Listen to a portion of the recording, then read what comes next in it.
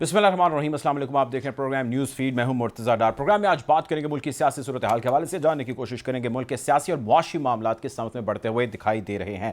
IMF की जानिब से पैसे आने की उम्मीद एक मरतबा फिर जाग चुकी है। मिफ्ता इस्माइल साहब का कहना यह है कि $3 अरब के करीब प्लेज सऊदी अरेबिया ने भी किया है। उन्होंने कहा कि इसको 3 साल के लिए जो है प्लेज किया जाएगा। 3% के करीब जो है वो इसकी परसेंटेज बताई जा रही है, जिस परसेंटेज को सामने रखते हुए जो है इसकी जो भी शरह है उसको सामने रखते हुए सूद दिया जाएगा। साथ ही साथ नवाज शरीफ की वापसी पाकिस्तान जो है वो भी ज़ेर बहस है। एक मरतबा फिर मुस्लिम लीग नून के कायदीन की जानिब से कहा जा रहा है, जावेद लतीफ़ साहब ने खुसूसन इसका जिक्र किया और कहा कि नवाज शरीफ साहब की वापसी हो सकती है और गालिबन अगले महीने उनकी वापसी मुतवक्के है। और साथ ही उन्होंने ये भी कहा कि साकिब निसार ने उनको सज़ा दी थी, चुनाचे हम उसका मुकम्मल दिफा करेंगे और उनको सज़ा यानी उनको जेल जो है वो नहीं जाना होगा। हम उसके हवाले से हर मुमकिन कोशिश करेंगे, कार्रवाई करेंगे। हाल ही में अभी पाकिस्तान तहरीक इंसाफ ने इमरान खान ने एक बड़ा जलसा किया, हॉकी स्टेडियम लाहौर के अंदर ये जलसा था और इसके अंदर उन्होंने अपने जो भी अगराज़ व मकासद हैं उसका जिक्र किया और कहा कि जनरल इलेक्शन जो है वो वक्त की अहम ज़रूरत है। सैलाब की तबाहकारियाँ मुल्क के अंदर अब भी जारी हैं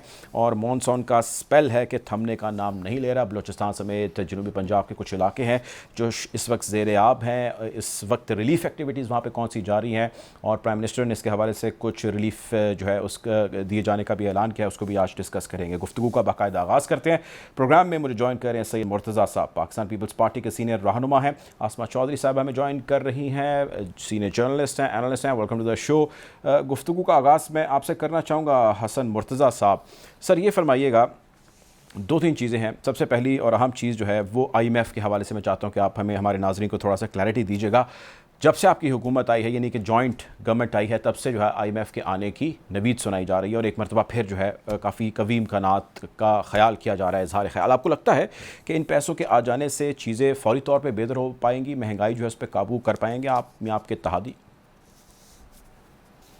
बहुत शुक्रिया जी। देखिए, जहाँ तक दो अलहदा चीज़ें हैं, IMF के पास जाना, वहाँ से पैसा लेना और महंगाई पे कंट्रोल करना, मेरे ख्याल में ये दो अलहदा चीज़ें हैं। महंगाई पर जहाँ तक कंट्रोल का ताल्लुक है, उसमें सूबाई जो हुकूमतें हैं उनका भी काफ़ी अमल दखल है, बल्कि बहुत ज़्यादा है। और IMF से कर्जा लेना जो है उसके लिए फेडरल गवर्नमेंट जो गई वहाँ पे, उनको भी काफ़ी चैलेंजेस थे क्योंकि साबका हुकूमत ने जो उनके साथ मुआहदे किए, जैसा कि उनका फेडरल मिनिस्टर जो था फाइनेंस का, जी। वो कह रहे थे आज से कुछ 6 महीने पहले कि हम 4 माह के अंदर अंदर पेट्रोलियम मसनूआत की कीमतें 200 पर ले जाएंगे। लेकिन फिर जैसे कि अवामी दबाव देखा, एक पाकिस्तान पीपल्स पार्टी का लॉन्ग मार्च था और उस दबाव में आके इन्होंने प्राइसेस बढ़ाने की बजाय 10 रुपए कम कर दी। उससे भी हमारे उन मुआहदों पे असर हुआ क्योंकि हुकूमतों के साथ मुआहदे नहीं होते, मुआहदे तो रियासत के साथ होते हैं। करेक्ट।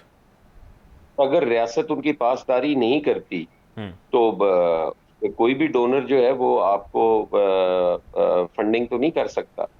और इस गवर्नमेंट को इस हवाले से काफी चैलेंजेस थे जिनको करते करते अब हम पहुंचे। और फिर उस वक्त जो डॉलर की पोजीशन थी वो भी आपके सामने है कि उसको कंट्रोल करने के लिए कितनी टाइम लगा, मेहनत की। अब वो आहिस्ता आहिस्ता जो है वो बेहतरी की तरफ जा रहा है। अब पेट्रोलियम मसनूआत में जैसे ही वो कमी होगी उनकी प्राइसेस में, तो उससे भी महंगाई जो है वो खासी कंट्रोल्ड होगी और उस पे भी असरअंदाज होगी। और आम ग्रास रूट लेवल पे निचले जो एंड बायर है जिसे आप कह सकते हैं, जी जी जी। उसको भी जो है वो पहुंचेगा आवाम को। तो ये सारी चीजें हैं। इंशाअल्लाह ताला हमें इलेक्शन तो होने चाहिए जी। इलेक्शन में तो हम कोई नहीं कहते, लेकिन सिर्फ ये बात है कि ये टाइमली होने चाहिए। हुकूमत जाने से ये नहीं होना चाहिए कि मैं नहीं हूं तो फिर कुछ भी नहीं है। हुकूमतें आती जाती रहती हैं, पार्लियामान को अपनी मुद्दत पूरी करनी चाहिए और एक आईनी तरीके से अगर एक हुकूमत अपनी अक्सरियत खो चुकी है तो वो गई है, तो उसको बिल्कुल बिल्कुल दूसरी आने वाली गवर्नमेंट को काम करना चाहिए, लोगों ये का तो जो बात आपकी एतमाद बिल्कुल है वो दुरुस्त है हसन बहाल साहब, करना लेकिन आपकी इसी चीज़ को मैं कंटिन्यू करूंगा। पाकिस्तान पीपल्स पार्टी, बहुत सारे आपके लीडरान हमारे शोज़ पे भी आके कह चुके थे, जब ये सारा आईनी तरीके से हटाया नहीं गया था पाकिस्तान तहरीक इंसाफ के जो चेयरमैन थे इमरान खान साहब, कि फौरी तौर पे इलेक्शन होने चाहिए। अब आप लोगों ने जब ये कर लिया, उसके बाद स्टेबिलिटी नहीं आ पाई। जरदारी साहब के हवाले से भी कुछ खबरें आई कि उन्होंने भी कहा कि जी इलेक्शन होने चाहिए, कुछ आमादगी का इजहार उन्होंने किया, लेकिन स्टिल नून लीग रिलक्टेंट है। मैं चाहता हूं कि आप बालाए ताक पीपल्स पार्टी या नून लीग के ये बताइए कि क्या इस वक्त नून लीग की फेवर में है वज़ीर आज़म रहें शहबाज शरीफ साहब, और इसी तरह सेटअप कंटिन्यू रहे, मुल्क की फेवर में है ये चीज़ें? देखिए जी, आप क्या समझते हैं कि इलेक्शन से ये मामला ठीक हो जाएंगे? नहीं होंगे। उस पे भी ये टाइम चाहिए। अब भी जो है इस हुकूमत को चाहिए कि वो इसकी बेहतरी के लिए काम करे, और मैं समझता हूं कि आज की जो टीम है वो ज्यादा बेहतर परफॉर्म कर रही है। और इन्होंने इंशाअल्लाह ताला जिस तरह डॉलर को कंट्रोल किया है, इसी तरीके के साथ ये आगे बेहतर चल सकते हैं। इनसे तवक्कुह की जा सकती है। इसलिए मैं नहीं समझता कि इलेक्शन कोई फौरी जरूरी है, अपने टाइम पे होने चाहिए। ठीक है, ठीक है, आप मेरे साथ रहिएगा। आसमा चौधरी साहबा, दो चीज़ें हैं आपसे जाननी है। एक तो चीज़ ये कि जो आईएमएफ है उससे एक मरतबा फिर उम्मीद जा गई है कि जी हमें बेल आउट पैकेज की जो एक इंस्टॉलमेंट मिलनी है तकरीबन 1.25 अरब के करीब, डॉलर्स के करीब, वो हमें मिल जाएगी जल्द, और इसके हवाले से जो शरायतें वो पूरी की जा चुकी हैं। लेकिन सवाल मेरा ये कि अभी तक हम शराइत पूरी करते आ रहे हैं और बहुत सख्त शराइत है जिसका जिक्र हमने सुना, मुश्किल फ़ैसलों का जिक्र हमने, ये टर्म नहीं सुनी अभी तक। This still nothing on the ground. My question है इसके, ये आ जाता है तो आपके ख्याल से ग्रास रूट लेवल तक उसका असर पड़ेगा? अगर पड़ेगा तो कितना पड़ेगा? और साथ ही साथ जनरल इलेक्शंस को मैं चाहता हूँ ज़रा आप सामने रखते हुए नाजरीन को थोड़ा सा मेरा बताइएगा कि वो इस वक्त कितने ज़्यादा ज़रूरी हैं। देखिए, जो आईएमएफ के बेल आउट पैकेज की बात हो रही है वो तो बज़ाहिर क्योंकि जून में जो मौजूदा ये गवर्नमेंट है इनके मुज़ाकरात उनसे शुरू हुए थे, जो शराइत मानी गई थी, और फिर जुलाई तक उस चीज़ को एक्सटेंड किया गया। और फिर ये आपको बताते चलें कि अमेरिका में तकरीबन जो आईएमएफ, वर्ल्ड बैंक, वो वहाँ पे तकरीबन 1 महीने की छुट्टी होती है। 24 अगस्त को वहाँ के अब आईएमएफ के दफातर खुलेंगे। अप्रूव तो हो चुका था लोन जो भी पाकिस्तान को मिलना है उस सिलसिले में, तो वो 24 अगस्त से पहले पॉसिबल नहीं था क्योंकि वहाँ पे छुट्टियां थी।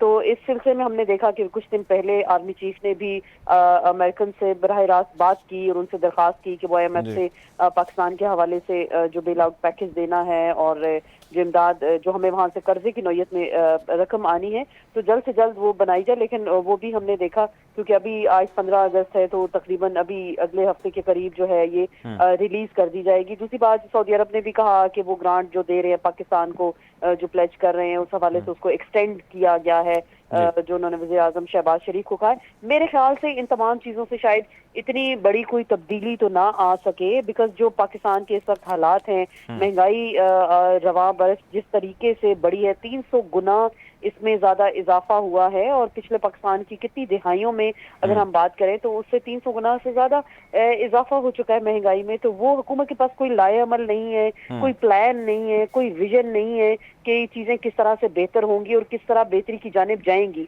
हर चीज में वो देखते हैं दूसरी जानिब के कहाँ से हमें इमदाद मिल जाएगी। और देखिए, दोस्त ममालिक हैं वो भी इतने इस बड़े लेवल का ट्रस्ट करने से गुरेजा हैं।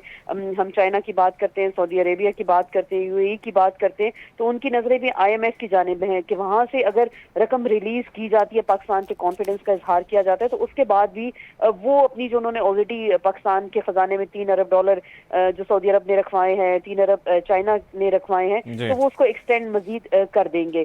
तो ये सारी सूरत हाल है, ट्रस्ट डेफिसिट मौजूद है, और इसका वाहिद हल देखें फेयर एंड फ्री इलेक्शन, जो बार बार अभी बात होती है कि इलेक्शंस होने चाहिए। ये शायद इस वक्त इमरान खान का ही मुतालबा और बाकी 14 जमातें जो पीडीएम की हैं वो इलेक्शन से गुरेजा हैं।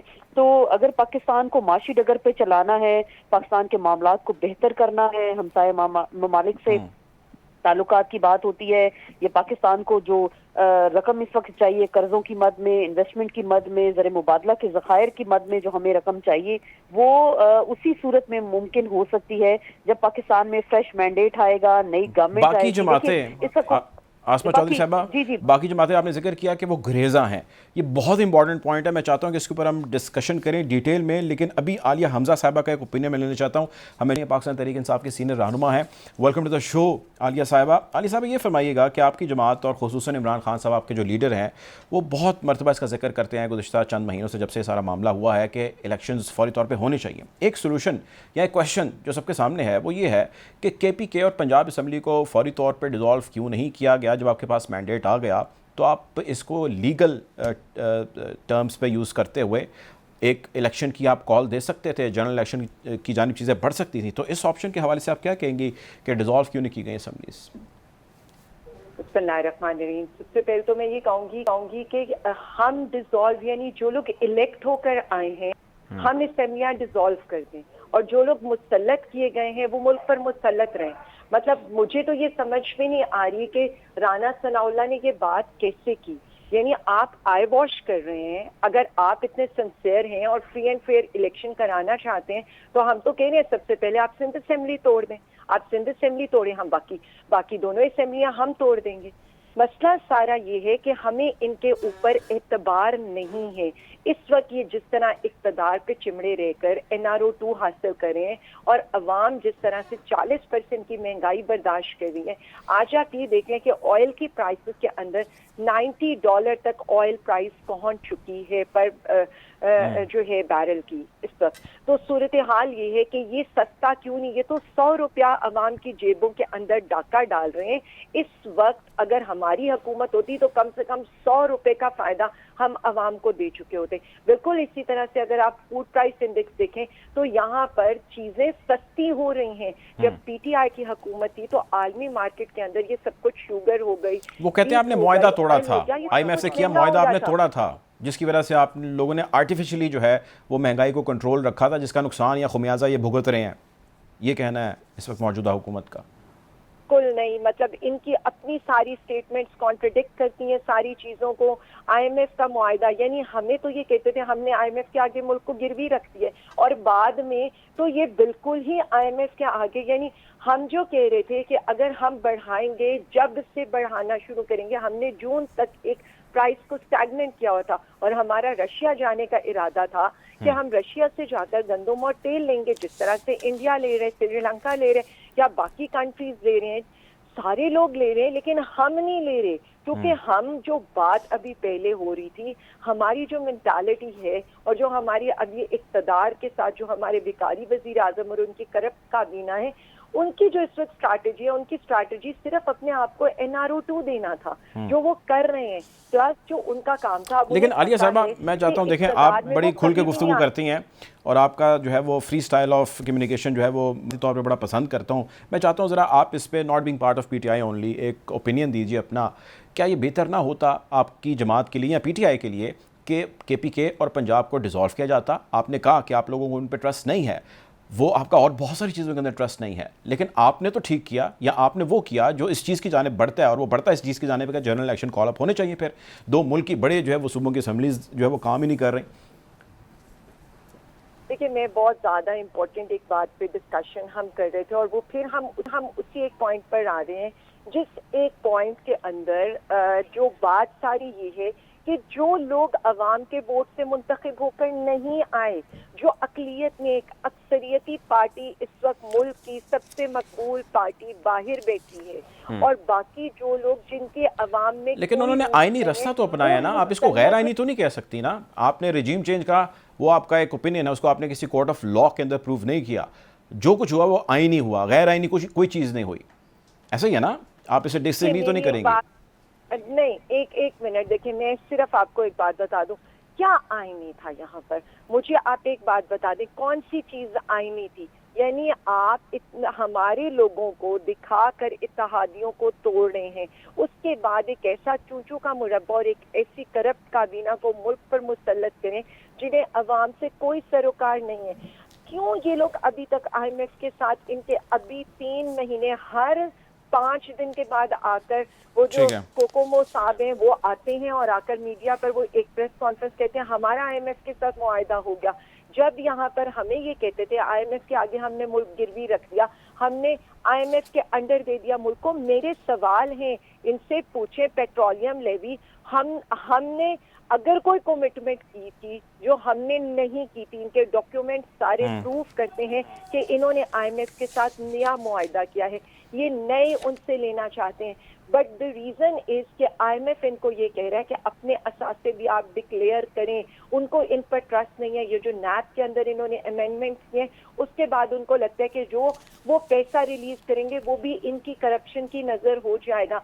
आपने देखा है इतने सारे अरसे के अंदर जो बिजली महंगी, तेल महंगा, आटा महंगा, चीनी महंगी, दवाइयां महंगी, आम आवाम को जिस तरह से इन्होंने चक्की में पीस दिया है, गुर्बत की, महंगाई की, जो आम आवाम का इस वक्त हाल हो रहा है। हम तो सिर्फ कहते हैं कि एक ऐसी हुकूमत आए जिसके साथ आवाम की बैकिंग हो, जो IMF के साथ अगर उसने जो भी टर्म्स एंड कंडीशन सेट करनी है वो उनकी रिस्पॉन्सिबिलिटी ले, चलें, बिल्कुल ठीक है, ट्रस्ट कर सके, बाकी कंट्रीज का उस पर ट्रस्ट हो, उनको तो कोई भिखारी के अलावा कोई ज्यादा अहमियत देता ही नहीं है। जो ये आपका आलिया साहब पॉइंट आ गया, बिल्कुल ठीक है, बहुत शुक्रिया आपने हमें ज्वाइन किया। हसन मुर्तज़ा साहब, सर मैं आपकी तरफ आना चाहूँगा, ये चीज़ फरमाइए, इलेक्शन अभी हो या अगले साल हो, इसके ऊपर एक बहस है और वो जारी और तब तक होगी जब तक इलेक्शन नहीं हो जाता। लेकिन मेरा सवाल आपसे सर ये है कि ओवरसीज़ पाकिस्तानीज़ का क्या कसूर है? बहुत सारे लोग ये चीज़ जानना चाहते हैं मौजूदा हुकूमत से, आप लोगों ने उनसे वोटिंग का हक क्यों छीन लिया सर?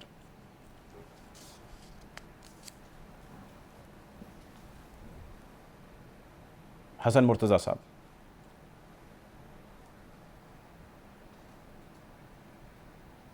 हसन मुर्तज़ा साहब से हमारा राब्ता नहीं हो पा रहा। मैं यही सवाल आसमा चौधरी साहिबा की तरफ लेके आना चाहूँगा। आसमा साहिबा, ओवरसीज़ पाकिस्तानीज़ को वोट का हक़ नहीं है और साथ ही साथ EVM जो है वो भी सारी रिवर्स हो चुकी है। How do you see this all? आप भी इस चीज के गवाह हैं और हम भी देख रहे हैं कि अगर इस वक्त अगर फेयर एंड फ्री इलेक्शंस होते हैं तो इमरान खान 2/3 अक्सरियत से इक़्तिदार में आ सकते हैं। तो मौजूदा हुकूमत ने, जो PDM की हुकूमत है, वाहिद रास्ता रोकने का यही था कि EVM जो है उसको ख़त्म कर दिया जाए। ओवरसीज पाकिस्तानी जो हैं उनको वोट का हक नहीं देने का हो रहा है, कि जिसके हवाले से एक बड़ी अक्सरियत जो है ओवरसीज पाकिस्तानी की इमरान खान को पसंद करती है और बिलाशुबा सब इस चीज़ के गवाह है कि लोग उनको वोट देना चाहते हैं। तो इसी वजह से 2 रास्ते तो ये रोके गए। और बाकी फिर हम खुद पाकिस्तान की हिस्ट्री में इलेक्शन बहुत सारे कवर करते आए हैं, देखते आए हैं किस तरह से RTS बैठ जाते हैं, किस तरह से रातों रात नताइज को तब्दील कर दिया जाता है और अपनी मनपसंद की जो भी चीज़ें सामने आती हैं और उनको इक़्तिदार में लाया जाता है। तो शायद मौजूदा हुकूमत को इस चीज़ का भी डर था इमरान खान की मकबूलियत को देख कर के शायद उस वजह से भी वो इस चीज़ के ज़ेरे असर आ गए कि उन्होंने आते ही सबसे पहले जो असेंबली के इजलास में बिल्स लेकर आए, जो कानून साजी उन्होंने इस हवाले से करने की कोशिश की कि इलेक्ट्रॉनिक वोटिंग है उसको खत्म किया जाए और ओवरसीज पाकिस्तानी के जो वोट का हक है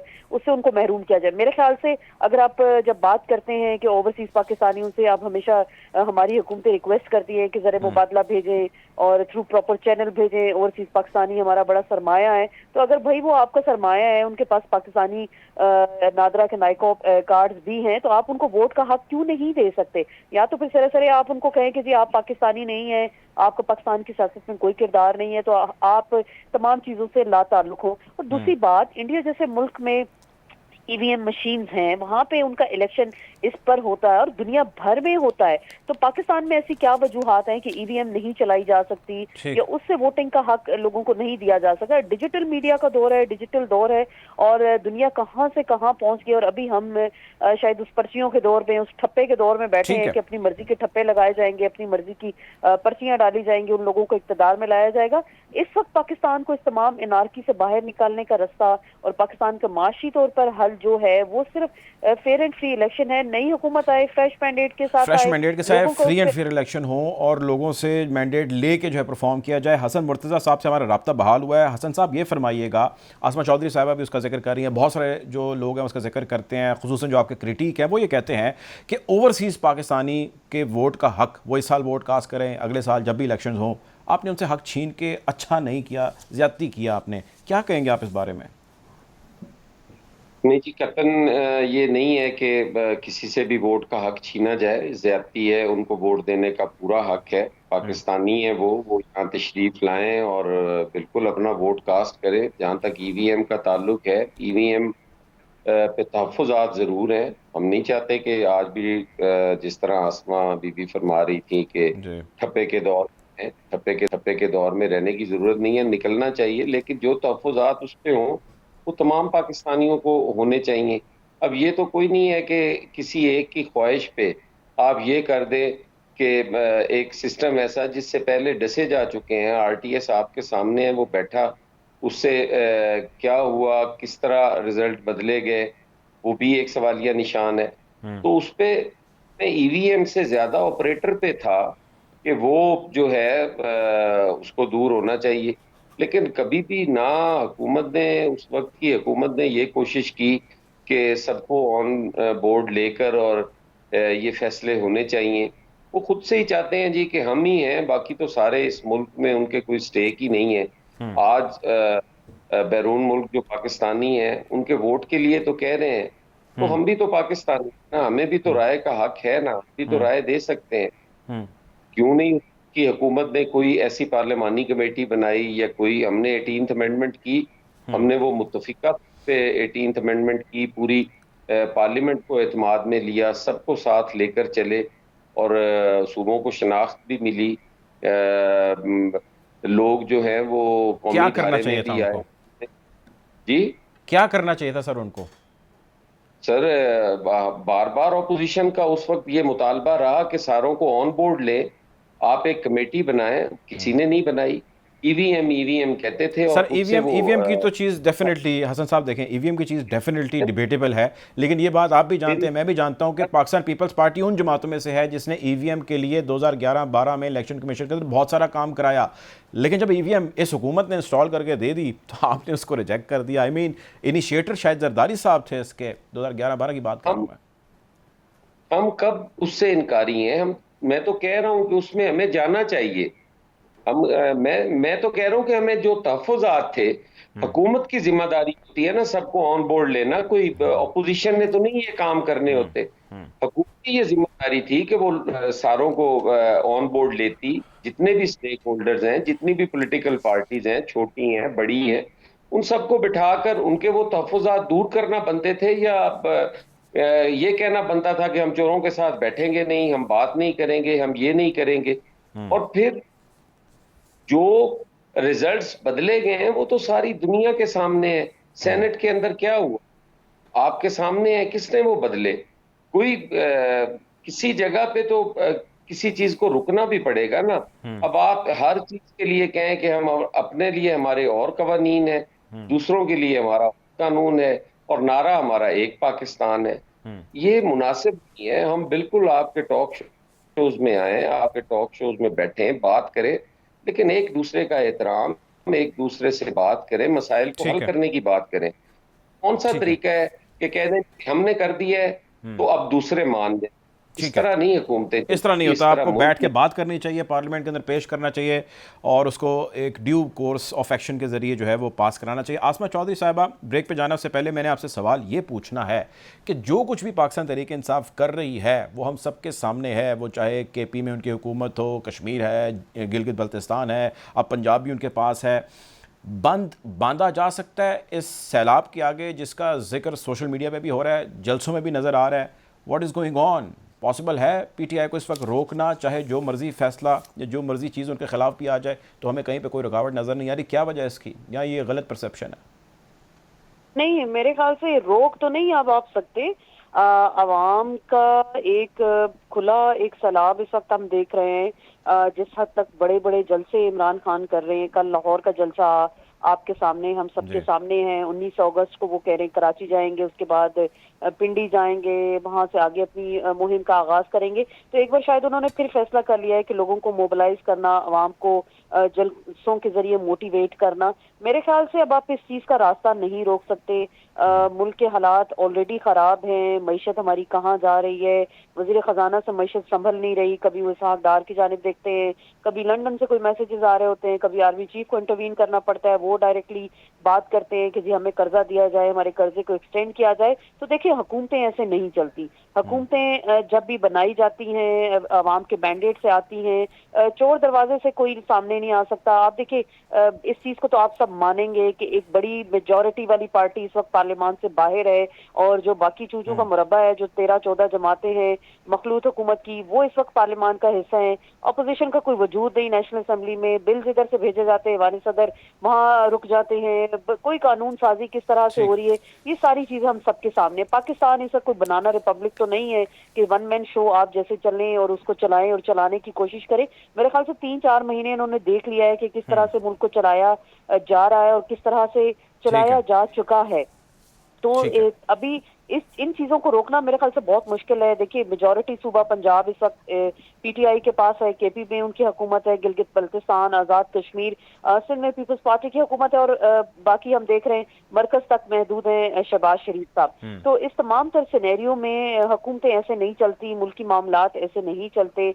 पाकिस्तान के लोग ऑलरेडी महंगाई की चक्की में पिस रहे हैं। शायद हुक्मरानों को इस चीज से कोई कंसर्न नहीं है कि आम आवाम के ऊपर क्या गुजर रही है, क्या बीत रही है। उनको शायद इस चीज से कंसर्न है कि जितनी जल्दी हो केसेस माफ करा दिए जाए, नैब खत्म कर दिया जाए, अपनी मर्जी की कानून साजी की जाए, ईवीएम खत्म की जाए, ओवरसीज को वोट का हक वापस दिया जाए। अगर इतनी जल्दी थी तो आते ही इन चीजों को क्यों एक ही दिन में कानून साजी करने की कोशिश की? इस पे भी आप डिबेट करवा लेते, लोगों की राय ले लेते, मशवरा ले लेते, कोई कमेटी बना लेते। अगर मौजूदा हुकूमत इसके ऊपर डिमांड करती है कि जी आपने हमें कॉन्फिडेंस, तो वही चीज़ उन लोगों ने जब अपनी हुकूमत बनाई तो उन्होंने कर ली। खैर बहुत शुक्रिया जी, हमारे साथ मौजूद थी आसमा चौधरी साहबा, जर्नलिस्ट हैं, एनालिस्ट हैं, आपने प्रोग्राम में वक्त निकाला। हसन मुर्तज़ा साहब हमें ज्वाइन कर रहे थे, पाकिस्तान पीपल्स पार्टी के सीनियर रहनुमा, आपका भी बहुत शुक्रिया। प्रोग्राम में वक्त हो जाता है एक ब्रेक का, ब्रेक की जाने पड़ेंगे।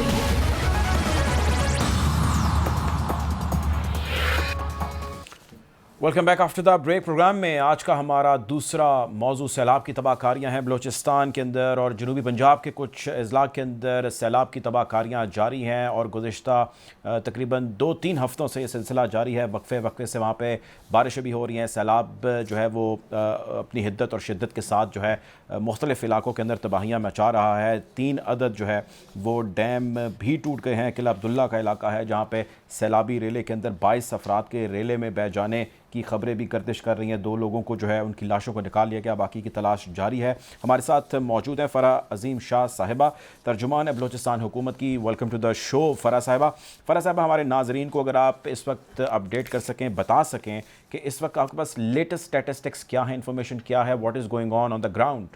जी बिस्मिल्लाहिर्रहमानिर्रहीम।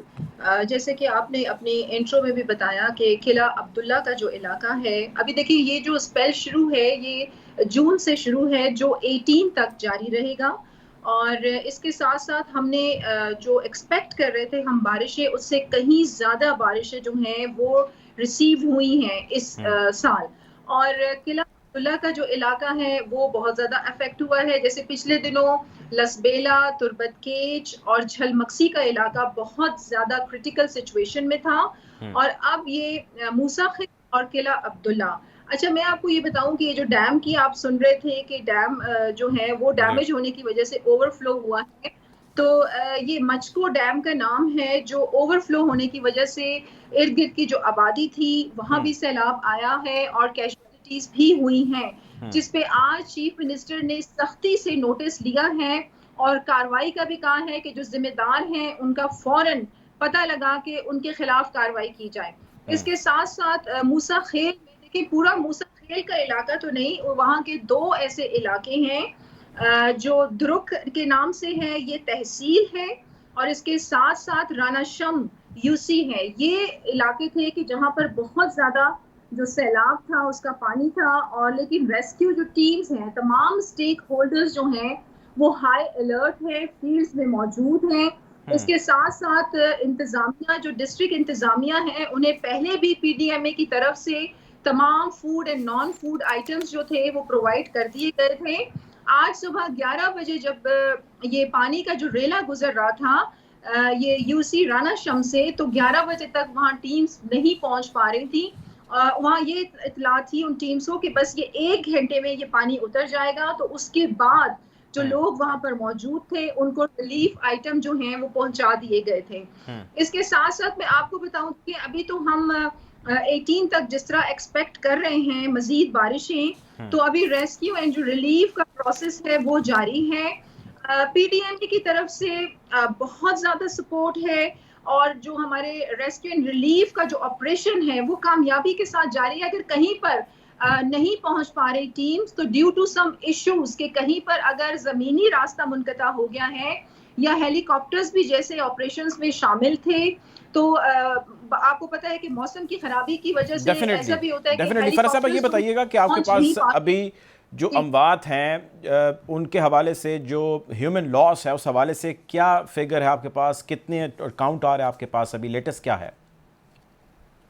जी 197 है जो रिपोर्टेड डेथ्स हैं, कैजुअलिटीज अभी तक वो 197 हैं।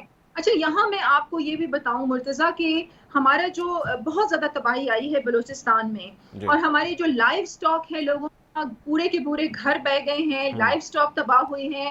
इसके साथ साथ हमारे जो एग्रीकल्चर लैंड है वो उसका बहुत ज्यादा डैमेज हुआ है। तो अभी जो डिस्ट्रिक्ट, जी हाँ, अभी कमेटीज कायम की गई हैं और उसमें जो भी डीसीज हैं वो चेयर करेंगे अपने अपने इलाकों से, और उसमें तमाम स्टेक होल्डर्स के मेंबर्स हैं, जिस तरह पीडीएमए है, इरिगेशन है, पीएचई डिपार्टमेंट है, इसके साथ साथ आर्मी है, एफसी है, और कुछ ओचा के भी मेंबर हैं, के भी मेंबर्स उसमें शामिल हैं। अभी ये सर्वे होगा, रिपोर्ट सामने आएगी, लेकिन चीफ मिनिस्टर ने और प्राइम मिनिस्टर ने ये भी इंस्ट्रक्शंस दिए हैं कि फौरी जो सर्वे है उसे कंप्लीट कर लिया जाए ताकि रिपोर्ट सामने आए और लोगों के डैमेजेस पे हम प्लान करके उसको ओवरकम कर सकें। आप मेरे साथ रहे फराज साहब, हमें दोस्त मोहम्मद मजारी कर रहे हैं। Welcome to the show Mazari साहब।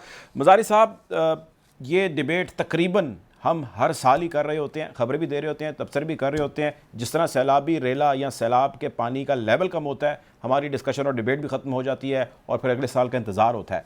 Y this always happens every year Mazari साहब?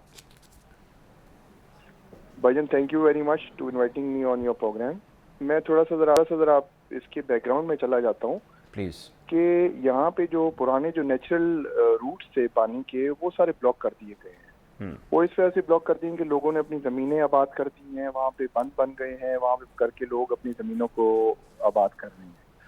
और आपको पता है कि इतना पानी जब जमा हो जाता है, जब बंदे वगैरह बननी होती है, तमाम पानी एक जगह पे पॉन्ड बन जाता है और तमाम जगह वो एक जगह पे नुकसान करना शुरू कर देता है।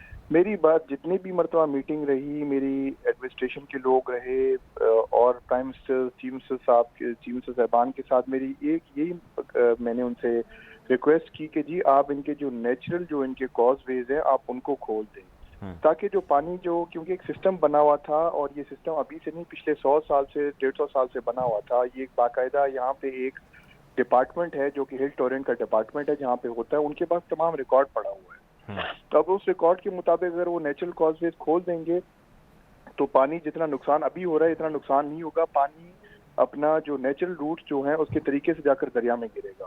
लेकिन अनफॉर्चुनेटली लोगों ने फिर वहाँ पे कुछ सियासी बुनियादों पे भी लोग वहाँ पे ब्लॉकेट करते रहे ताकि ज़मीनों को आबाद करें। लोगों ने भी ज़मीनों को आबाद कर दी और वो इस वजह से हर साल हमें इस प्रॉब्लम को फेस करना होता है। लेकिन मजारी साहब, मेरी एक छोटा सा इसमें एक ज़ैली सवाल है, इसमें एक ज़ैली सवाल, आप कंटिन्यू करें। ज़ैली सवाल तो मेरा सिर्फ ये है कि 197 is the death toll sir. 197 लोग हैं जो हमारे पास अभी एदाद शुमार आ रहे हैं, बहुत सारे भी काउंट नहीं हुए। ह्यूमन लाइफ तो सर सबसे ज़्यादा मुकद्दम है, हर दफ़ा ये होता है। आप I mean government can do any other thing there, कुछ भी कर सकती है हुकूमत इस लॉस को रोकने के लिए before this all happens.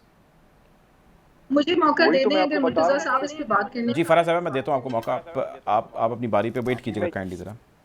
Ji please continue करें। नेचुरल जो रूट्स हैं उन नेचुरल रूट्स पे लोगों ने अपने मकानात बना लिए, अपनी ज़मीनें आबाद कर ली। जब तक नेचुरल रूट्स ये खोलेंगे नहीं और पानी अपने तरीके से पानी जो दरिया में जाकर गिरता था पुराने ज़माने में, आज से 100, 50, 60 साल पहले, 70 साल पहले, वो जब तक वो रूट्स को नहीं खोलेंगे तो ये मसले मसाइल होते रहेंगे और हम हमेशा ये नुकसानात, जानी नुकसानात भी होंगे।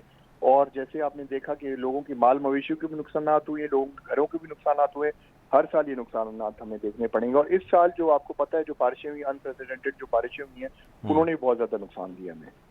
ठीक है, फराह साहबा, नेचुरल रूट्स का जिक्र कर रहे हैं, पहले भी इसका जिक्र हुआ, सोशल मीडिया में भी जिक्र हुआ, कुछ इदारों में भी लिखा गया, ये कॉलम्स के अंदर भी आया। What is the reason, what is your take on this?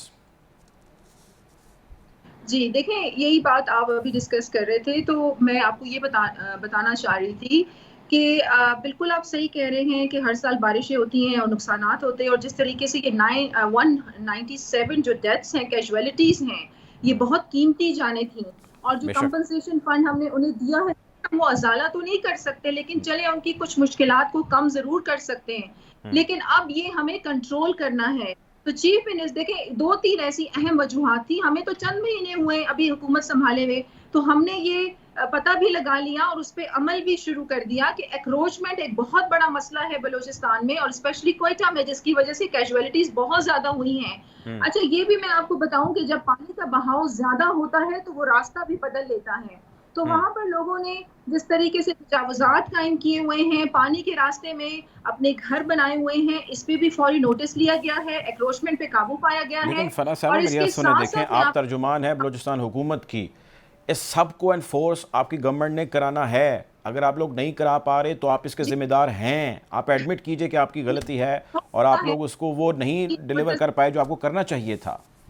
ये मैं यही आपको कह रही हूँ कि ये हो चुका है, अभी हमें चंद माह हुए हैं अपनी जिम्मेदारियां संभालते हुए। अगर ये नालायकी पिछली हुकूमत की ना होती तो आज हमें ये दिन ना देखना पड़ता।